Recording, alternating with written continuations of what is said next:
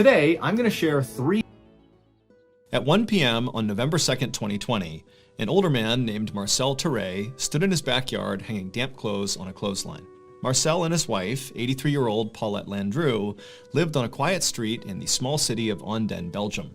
And usually, their days were filled with household chores or visits from their kids. But over the last few months, Marcel had started to spend a lot more time taking care of his wife because she had recently been diagnosed with Alzheimer's disease. Alzheimer's disease is a type of dementia that causes memory loss and confusion. And so Paulette needed help remembering to eat or to take her medications on time. And sometimes she would just wander off without telling Marcel, and Marcel would have to go corral her and bring her back home. For Marcel, watching his wife struggle with this disease was absolutely heartbreaking, and so he did everything in his power to make her life as comfortable and happy as he possibly could. And so before he had come out to hang up the laundry, he had made sure to set his wife up in front of the TV with a nice lunch so she could eat and watch her favorite show. And so Marcel hung up the last piece of clothing and then picked up the empty laundry basket and headed back towards the house.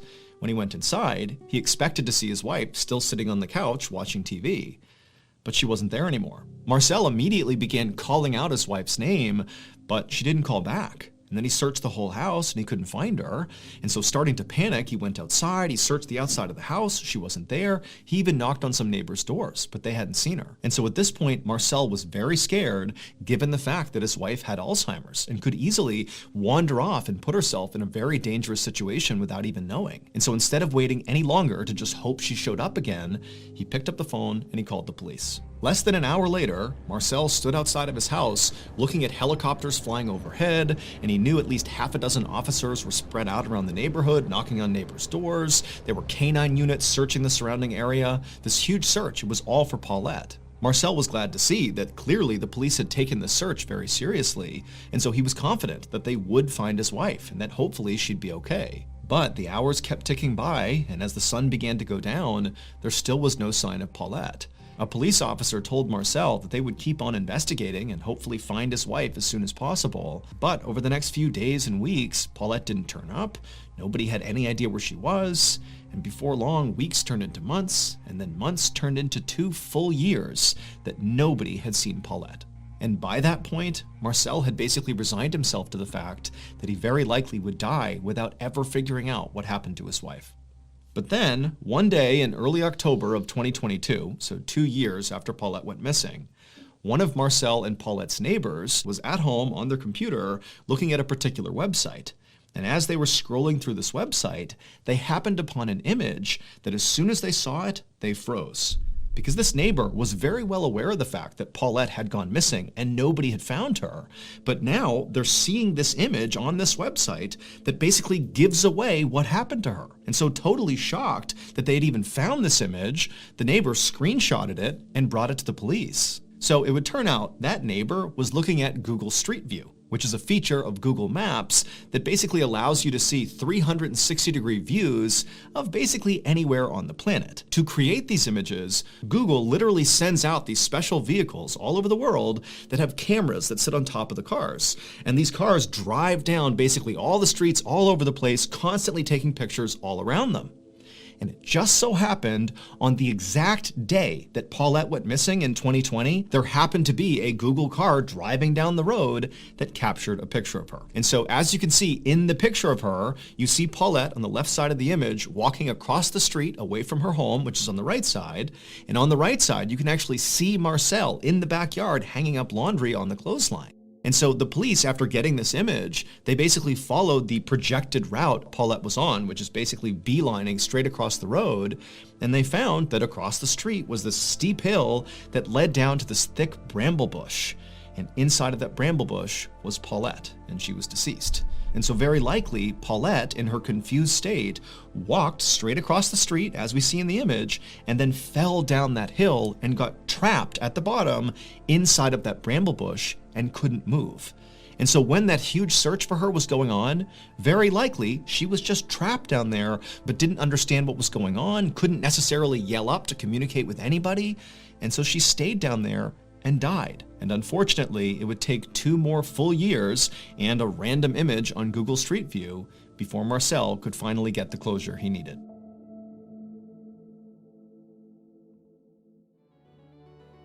Thank you to BetterHelp for sponsoring today's video. I've talked a lot about how therapy really helped me when I left the military in 2017. It took time, but I went from being this very angry person who was struggling with depression to feeling like I was at peace and content again. And today, part of the reason I still consider myself to be very well adjusted is because of the skills I have learned in therapy. The most important skill that I find myself leaning on most days is self-awareness, something I definitely lacked pre-therapy. Now I'm very in tune with how I feel and how it affects me personally, but also how it affects the people around me. Like my mood and behavior can have an enormous effect on my friends and family, and I need to be aware of that. And so that self-awareness kind of keeps me from spiraling when I start to struggle. So while therapy is certainly not a one-size-fits-all solution, I do think it's a great starting point for anybody who's struggling. And while therapy can be costly, there are affordable options, such as online therapy platforms like BetterHelp.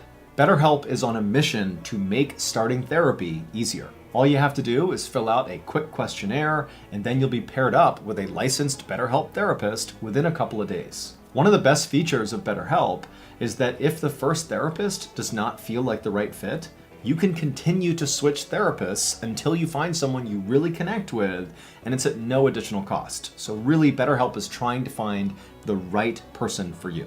So if you're struggling right now and you think you might benefit from a therapy session, click the link in the description below or go to betterhelp.com/Mr.Ballen for 10% off your first month of therapy. Okay, back to the story.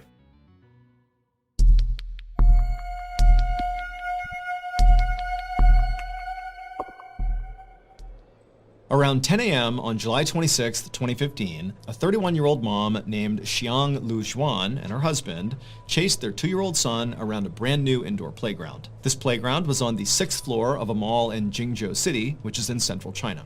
And so Xiang and her husband had come to this mall today just so their son could basically enjoy this playground.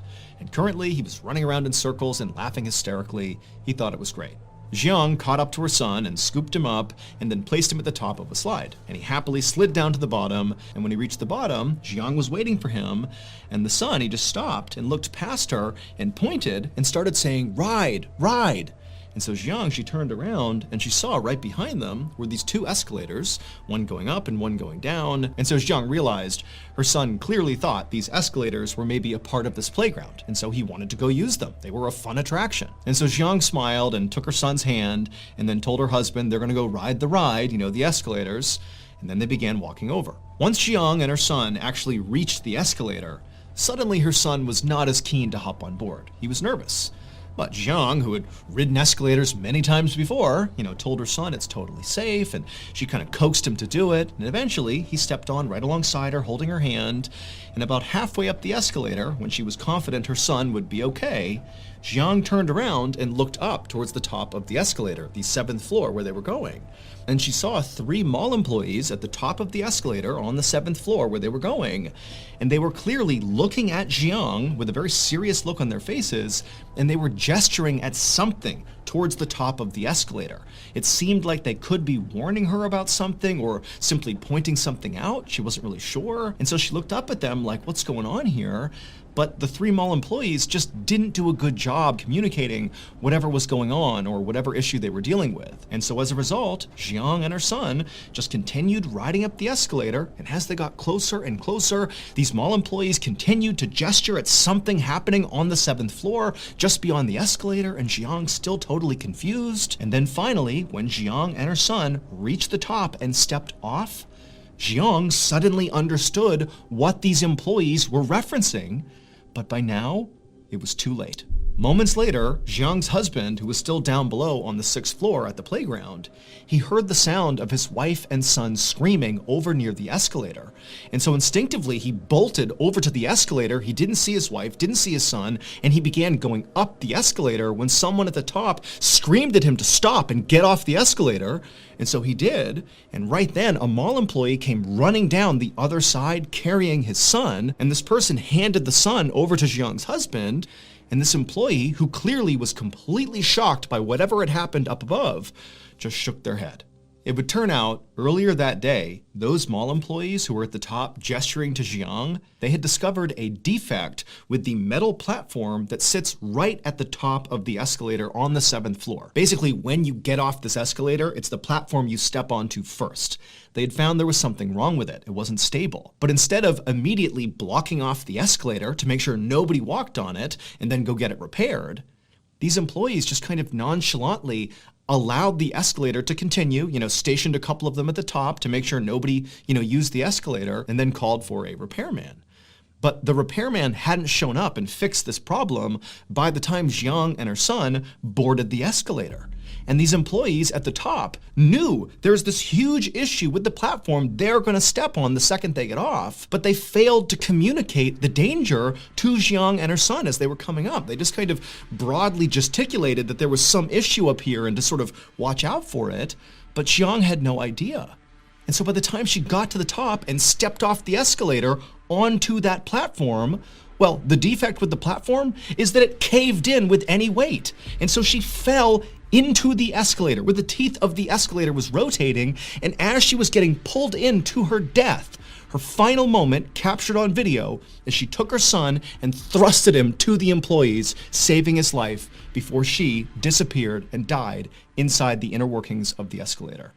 Following Jiang's death, there was a full-scale investigation, and quickly there were massive safety failures identified on the part of the company who made the escalator and also on the mall itself. 2 people were ultimately arrested in connection with Jiang's death and these safety failures, and the mall reportedly offered to pay some settlement to Jiang's family. However, the details of that settlement have not been made public.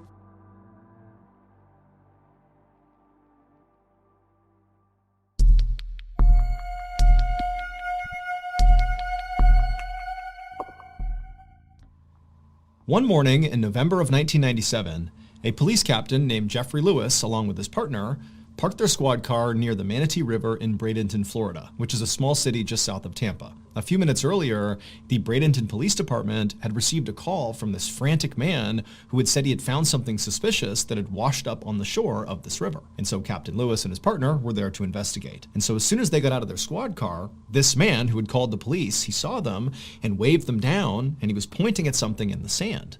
And so Captain Lewis and his partner, they walked over, and before they even talked to this guy, they just looked down at what he was pointing at, and right away they could see why he called the police. Because there, sitting on the sand, was a severed human hand. And so the instant Captain Lewis saw this, his first thought was actually just alligators, because there were alligators that swam in the Manatee River, and people were told about them, and were told, not to go swimming here, but people still did. And so his thought was, well, maybe one of the alligators got a swimmer. However, when Captain Lewis looked at the hand more closely, he could tell right away that that probably did not happen, because where the hand had been cut off from the body, the cut was almost surgical. It was very, very neat, whereas if an alligator had ripped the hand off, it would be rough.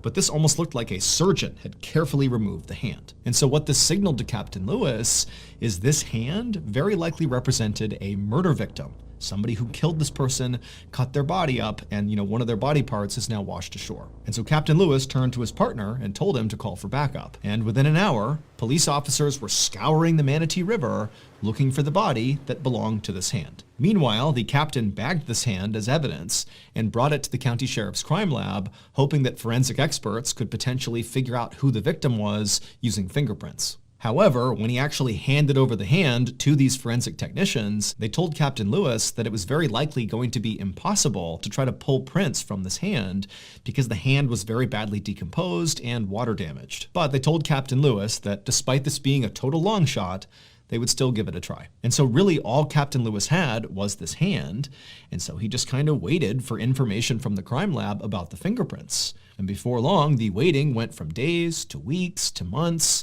with no fingerprints. And so with no fingerprints and no other breakthroughs in this case, Captain Lewis moved on to other cases. That is until June of 1998, when Captain Lewis was sitting in his office doing some work, when he suddenly got a call from the crime lab about the hand. An employee told Captain Lewis they had finally made a breakthrough. When they couldn't get the prints off this hand at first, they had moved to this very complicated technique where basically they would peel individual layers of skin off the hand and sort of piece together all the information to get a print. And amazingly, this technique worked. And so not only did they now have this print, but they had also already run this print through the Florida State database, and they had gotten a match. The hand belonged to a man named Willie Suttle. As soon as he hung up, Captain Lewis opened up a new tab on his computer and began researching Willie Suttle to figure out who this person was. And he quickly found through public employment records that Willie had been a retired garbage collector, and then also Captain Lewis looked at police records and discovered that Willie had a minor criminal history. But what really stood out in his research about Willie was that Willie had never been reported missing. Willie had instead been reported dead. Right there in the public records that Captain Lewis was looking at, he found Willie's death certificate. And this document said Willie had died of natural causes 5 months prior to his hand washing up on shore. And also it said Willie had been buried in a local cemetery, and no police had ever been involved in his death because no crime had been committed. And so Captain Lewis was baffled. None of this made any sense. If Willie had died of natural causes and been buried over a year ago, then how did his hand, his severed hand, wind up on the shore of the Manatee River? The next day, which was Friday, June 26th, Captain Lewis, along with a few other police officers, went to the cemetery where Willie had been buried, and they exhumed his casket. And when they opened it up, they actually expected it to be empty, considering his hand was already missing, so probably his whole body was gone. But no, when they opened it up, there was Willie, missing his left hand. But that wasn't all. At the bottom of Willie's casket were all of his internal organs, just sitting there in a rotting pile. And so Captain Lewis is staring at this, having no idea what to make of it. But the first thought he had was, okay, maybe somebody tried to rob Willie's casket. But he's thinking, if they did that, why did they cut out his organs and stash them at the bottom of the casket? And also, why did they remove his left hand and chuck it in the river? Like, that doesn't make any sense. It felt like every clue Captain Lewis found was only making this case harder to solve. But he hoped when he sent off Willie's body to the county medical examiner that they would be able to provide him with some more answers as to what happened here. Later that afternoon, the county medical examiner would perform an autopsy on Willie's body. And the first thing he noticed when he began was that despite the fact that Willie's organs clearly had been removed, that Willie's abdomen did not appear sunken in. It appeared full. So the medical examiner started the autopsy by cutting open Willie's abdomen to see what was in there. And when he saw what was inside of Willie, he just froze, having no idea how to react to what he was looking at. He had never seen anything like this in his entire career, not even close. And so the medical examiner just grabbed a camera, took some pictures of Willie's midsection, and sent those pictures to Captain Lewis. The next day, Captain Lewis sat inside of an interview room in the police station across from a 45-year-old woman named Paula Green Albritton. Paula owned and operated a funeral home along with the help of her son, and she had been the one responsible for Willie Suttle's burial. And so Captain Lewis asked Paula about Willie's burial, and she would tell him that Willie had actually died in poverty, without any family members to help cover his burial expenses. However, when Paula had found out about this, she said she had agreed to do the burial anyways, for no cost, as sort of a community service. However, when Captain Lewis poked and prodded and tried to ask for more information about exactly what that meant, Paula would eventually concede that there actually was slightly more to her rationale behind wanting to do Willie's burial. It was not just for charity. 2 days after this interview, police arrested both Paula and her son. And at Paula's trial, the truth surrounding what happened to Willie finally came out. It would turn out Paula's funeral home business was really struggling, to the point where if she couldn't start generating some real money, her business might go under. And she couldn't have that. And so Paula decided she would conduct a prosperity ritual to right her business. But to perform this prosperity ritual, Paula needed a body. And so along comes Willie Suttle, who's died in poverty and his family can't afford his funeral. And Paula says, "Don't worry, I'll take him on for free." But really what she needed was Willie's body. And once Paula and her son had possession of Willie's body, they began the ritual, which started with Paula's son carefully cutting off Willie's left hand, and then the two of them cut Willie's midsection open, removed all his internal organs, and then Paula got out all these voodoo dolls, and she wrote on pieces of paper the names of the other funeral homes, her competitors in the area, and she pinned these pieces of paper to each of these voodoo dolls, and then she took those voodoo dolls and jammed them inside of Willie's abdomen in the empty cavity they had created and then they stitched him back up. And then she took Willie's body and his organs, and she chucked them into a cheap casket and had him buried. And then she also took the hand that her son had removed, she put it inside of a plastic bag, added some weight to it, and chucked it into the Manatee River. Paula believed this voodoo ritual would literally cause the owners of the other funeral homes, whose businesses she wrote down on the dolls and jammed inside of Willie's body, that this ritual would literally cause all of them to be struck down and killed, putting their businesses out of business, thereby leading to her business prospering once again. However, none of these things came to fruition. The ritual did not work the way Paula intended it to. Instead, the hand that she had thrown into the river ultimately washed ashore, and before long, the police figured out what Paula and her son had done. In 1999, so 2 years after Willie's hand had washed up on shore, Paula and her son were found guilty of desecrating Willie's corpse. Paula's son ultimately served 1 year in prison. As for Paula, her conviction was actually quickly overturned due to a technicality. It was discovered that during an interview with Paula, that police detectives told her that she could not be convicted if this ritual was part of a religious practice, that she was protected under the US Constitution. And so Paula, who confessed to doing this ritual, did so by saying it was part of her religion. She practiced voodoo. I am a voodooist, and I've survived because I know how to survive. And that's a part of my religion. And so in court, that confession was ruled inadmissible. And so she walked free. Here is a photo of the 12 voodoo dolls found inside of Willie's body, with the notes Paula wrote cursing her competition still attached. Are you the type of person who has binged basically all of my YouTube videos, and every week you anxiously wait a new upload? If so, thank you, but also you're in luck. Because if you didn't know this, we actually have a separate podcast, the Mr.Ballen podcast, that has literally hundreds of stories that are not on YouTube that you can binge right now. That podcast is available on all podcast platforms. Again, it's just called the Mr.Ballen podcast. And on Mondays on that podcast, we upload exclusive new content that is not on YouTube to the podcast. So that's Mondays. And then on Thursday, we remaster the audio of your favorite videos on YouTube and put those on the podcast. But again, Mondays, those are brand new and exclusive to the podcast. But if you want to hear those exclusive episodes 1 month ahead of Apple and Spotify and all the other platforms, well, there's only one place you can do that, and that's on Amazon Music. So again, you can go to any podcast platform and find the Mr. Ballen podcast, or if you're like me and you hate waiting, then you can listen early and ad-free on Amazon Music.